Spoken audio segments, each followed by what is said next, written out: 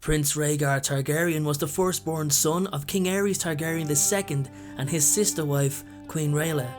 As heir-apparent, he was the Prince of Dragonstone and Crown Prince for the Iron Throne. He was slain in single combat by Robert Baratheon at the Ruby Ford during the Battle of the Trident. Rhaegar was the elder brother of the exiled last members of House Targaryen, Prince Viserys and Princess Daenerys. This is the life of Rhaegar Targaryen, the last dragon.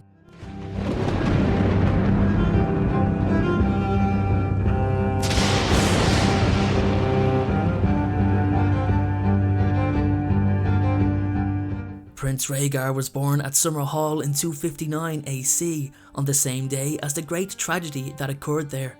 As a child he read obsessively, to the point that jests were made about his habits. He became a noted warrior later in life, although he did not seem initially inclined to martial habits. However, apparently by something inspirational he had read, Rhaegar became motivated to become a warrior. At the age of 17, Rhaegar was knighted and from all reports grew into a highly skilled and capable fighter, always distinguishing himself well at tournaments. Although he seldom entered the lists, he never loved the Song of Swords the way that men like Robert Baratheon or Jaime Lannister did. Rhaegar's squires were Miles Mouton and Richard Longmouth, and after he knighted them, they remained close companions. Jon Connington, whom Rhaegar had squired with, was a good friend to him also. Returning from a trip to Dorne, Rhaegar once visited the Connington seat of Griffin's Roost. His songs brought the castle's women to tears, while Lord Armand Connington sought House Targaryen's support against rival House Morrigan. Rhaegar's closest and oldest friend, however, was Sir Arthur Dayne, the Sword of the Morning, trusting him more than Sir Barristan Selmy.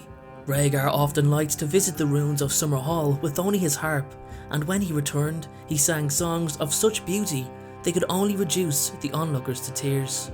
Although Rhaegar was often sour, private and bookish, Cersei Lannister once noted at the tournament in honour of Viserys' birth in Lannisport in 276 AC that the small folk cheered for Lord Tywin Lannister twice as much as for King Aerys II.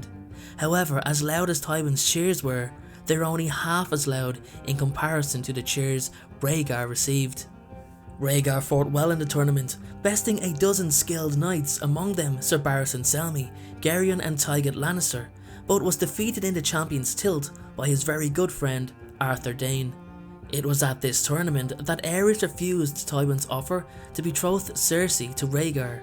Rhaegar was born at a time when the Targaryens had declined, and once he came of age, there was no sister or anyone else of their bloodline available for him to marry. King Aerys sent his first cousin, Lord Steffon Baratheon, to seek a bride for Rhaegar. Despite Valyrian blood still being present in Essos, Steffon could not find appropriate females of noble enough birth for Rhaegar to wed. After this frustrating time had passed, in early 279 AC, Rhaegar was formally betrothed to the Dornish princess Elia Martell, the younger sister of Doran Martell, Prince of Dorne. They married the following year in 280 AC, and a lavish ceremony was held at the Great Sept of Baelor. His father did not attend the wedding as he was paranoid about an assassination attempt, and nor did he permit the young Prince Viserys to attend either. Rhaegar and his father's relationship was straining at this point, and he and his new bride took up residence on Dragonstone instead of King's Landing. Rhaegar and Elia had their first child, a girl named Rhaenys.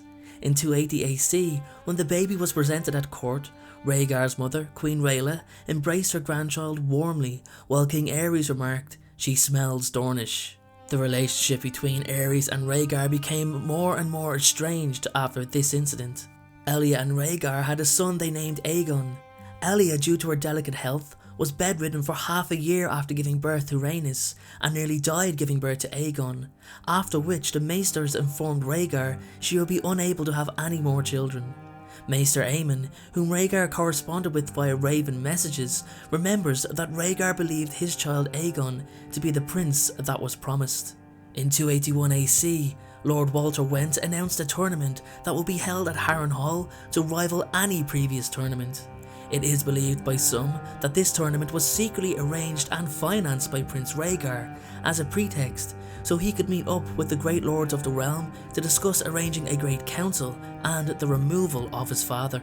The tournament was announced by Walter shortly after his brother Sir Oswell of the Kingsguard visited him. When Lord Varys alerted Aerys to this possibility, the king decided to attend the tournament himself. During the tournament, Rhaegar seemed unstoppable and even defeated Sir Arthur Dayne, taking the Winter Rose crown for the Queen of Love and Beauty. Rhaegar revealed his interest in Liana Stark by passing over his wife, Princess Elia of Dorne, and setting it in Liana's lap. Eddard Stark later recalled that very moment as when all the smiles died. The next year, Rhaegar seemingly kidnapped Liana for reasons unknown. This act ultimately triggered Robert's rebellion and the downfall of the Targaryen dynasty. Some believe that Rhaegar spent the beginning of Robert's rebellion, also known as the War of the Usurper, with Lyanna Stark at the Tower of Joy in the Red Mountains of Dorne. King Aerys sent Sir Gerald Hightower, the Lord Commander of the Kingsguard, to retrieve Rhaegar. Leaving Sir Gerald, Sir Arthur Dayne and Sir Oswell went at the tower, Rhaegar returned to the Crown Lands and took command of the Targaryen army after the defeat of his friend Jon Connington in the Battle of the Bells. Sir Jaime Lannister was left at the Red Keep to protect Rhaegar's father and family. Rhaegar met Lord Robert Baratheon in combat at a ford during the Battle of the Trident, where the pair had a legendary duel in the raging rivers of the Trident. Rhaegar, despite wounding Robert, was struck down with a massive blow from Robert's warhammer, which scattered the rubies encrusted in Rhaegar's armour into the water. While Rhaegar lay dead in the stream, soldiers of both armies scrabbled in the water to search for the rubies. The location was named the Ruby Ford thereafter. Rhaegar died with Lyanna Stark's name on his lips. According to a semi-canon source, Rhaegar's body was cremated, as is traditional for fallen Targaryens. His wife Elia and their children were brutally murdered by Sir Gregor Clegane and Sir Amory Lorch during the sack of King's Landing. Amory dragged the screaming girl Rhaenys from under her father's bed and stabbed her to death. Gregor, whom Rhaegar had knighted, killed the infant Aegon by dashing his head against the wall while his mother watched. He then raped and killed Elia while still covered in the blood and brains of her son. Meanwhile, Jaime Lannister killed Rhaegar's father, King Aerys, to prevent the wildfire plot, earning himself the Kingslayer's sobriquet. The circumstances of Rhaegar's taking of Liana and of her reaction to it remain unknown. The Starks, Brandon Stark in particular, saw it as an abduction, and Robert Baratheon imagined that Rhaegar was harming Liana while he kept her prisoner. However, the Targaryen tradition sees Rhaegar acting out of true love for Liana. Lord Eddard Stark, Lyanna's brother, and Lord Howland Reed found her at Rhaegar's Tower of Joy in Dorne. Liana died in the Red Mountains from what appears as complications from childbirth after Eddard's arrival and his defeat of the Three Kingsguard. She made her brother give a promise to protect her son's true birthright from the world due to the current onslaught. What all sides seem to agree upon is that the meeting of Rhaegar and Liana was fateful, as it led to immense bloodshed. This leads to the imaginations of an alternate history, in which Rhaegar never became infatuated with Liana. Viserys Targaryen gave a ridiculous version of hindsight when he blamed his sister Daenerys once for the downfall of the Targaryens, because she was not born earlier, as Rhaegar could have then married her and might have never become interested in Liana. Sir Kevin Lannister imagines that, had King Aerys accepted Lord Tywin Lannister's proposal of marrying his daughter Cersei to Rhaegar, the Dragon Prince might never have looked twice at Liana. Rhaegar was an intelligent young man who excelled at anything to which he put his mind, and grew to be a great knight and a skilled musician. The latter, however, held his preference. Many said Rhaegar loved his silver-stringed harp more than he loved his lance. The prince was well loved by the people of the Seven Kingdoms during his lifetime, and is still fondly remembered to this day.